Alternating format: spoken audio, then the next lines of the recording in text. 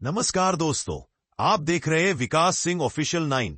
आज हम बात करने वाले हैं एक ऐसे सवाल पर जो हर भारतीय के दिल में आग की तरह जलता है। जब भारत ने ऑपरेशन सिंदूर में इतनी बड़ी सैन्य तैयारी की, तो फिर पीओके यानी पाकिस्तान अधिकृत कश्मीर को एक बार में वापस क्यों नहीं ले लिया?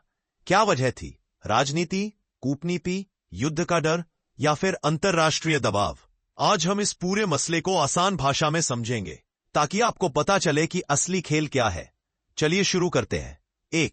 सबसे पहले, ऑपरेशन सिंदूर था क्या? भारतीय सेना का एक बड़ा सैन्य, लॉजिस्टिक और स्ट्रेटेजिक मूवमेंट प्लान माना जाता है। इसका उद्देश्य था उत्तरी सीमाओं पर सेना की तैनाती बढ़ाना, बॉर्डर पर तेजी से मूवमेंट की क्षमता, हाई अलर्ट तैयारियां, आपातकालीन स्थिति में त्वरित जवाब।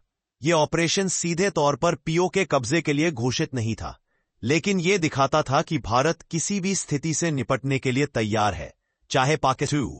क्या पीओके लेना उतना आसान है जितना लोग समझते हैं? पीओके कोई खाली मैदान नहीं है। यह इलाका पहाड़ी, बर्फीला, कठिन भौगोलिक क्षेत्र और सबसे बड़ी बात, यहां पाकिस्तान की सेना, आईएसआई टेरर नेटवर्क और लोकल लड़ाकों की बड़ी संख्या मौजूद है। अगर भारत सीधे हमला करता तो यह सिर्फ एक युद्ध नहीं होता, यह पूरे क्षेत्र को भड़काने वाला सुपर कन्फ्लिक्ट बन सकता था।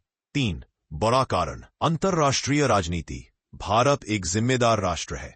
पीओके पर दावा हमारा सही है, लेकिन दुनिया की राजनीति अलग चलती है। अगर भारत सैन्य कार्रवाई कर पीओके ले लेता तो यूएन तुरंत हस्तक्षेप करता, अमेरिका, ब्रिटेन और यूरोप दबाव डालते, चीन पाकिस्तान के साथ खुलकर खड़ा हो जाता, भारत पर आक्रामक देश का ठप्पा लग सकता था। भारत अपनी बड़ी छवि, सबसे तेजी से बढ़ती अर्थव्यवस्था और वैश्विक शक्ति को खराब नहीं करना चाहता।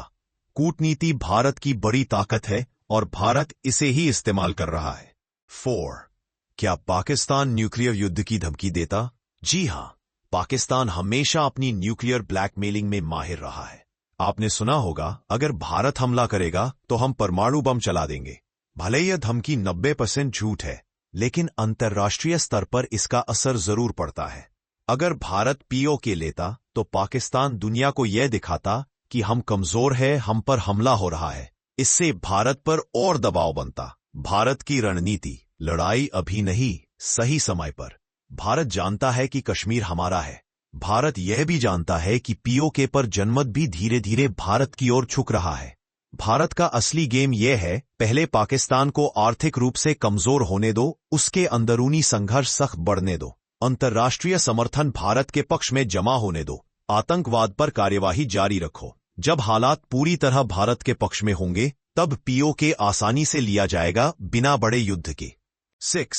भारतीय सेना पहले से अंदर तक पहुंच सकती है, लेकिन भारतीय सेना दुनिया की सबसे बेहतरीन सेनाओं में से है। अगर सरकार आदेश दे दे, पीओके कुछ दिनों में घेर लिया जाएगा। लेकिन युद्ध सिर्फ सैनिकों से नहीं जीतता। युद्ध जीतता है कूटनीति, अर्थव्यवस्था, वैश्विक समर्थन और सही समय। यही वजह है कि भारत स्मार्ट वॉरफेयर पर काम कर रहा है। भारत की 2 ट्रैक रणनीति।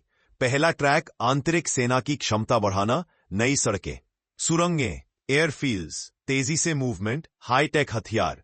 दूसरा ट्रैक, कूटनीति, दुनिया को समझाना कि पीओके भारत का है, पाकिस्तान को आर्थिक रूप से अलग करना, अंतर्राष्ट्रीय मंच पर उसे बेनकाब करना। ये दोनों मिलकर भारत को एक मजबूत स्थिति में रख रहे हैं। क्या भविष्य में भारत पीओके लेगा? बिल्कुल, आज नहीं तो कल। पीओके भारत का था, है और रहेगा, लेकिन भारत ये कदम सही समय, सही स्थिति और सही विश्व समर्थन के साथ उठाएगा।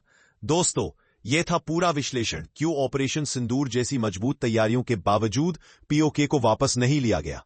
अगर आपको यह वीडियो पसंद आए तो लाइक, शेयर और सब्सक्राइब जरूर करें। मिलते हैं अगले वीडियो में। जय हिंद।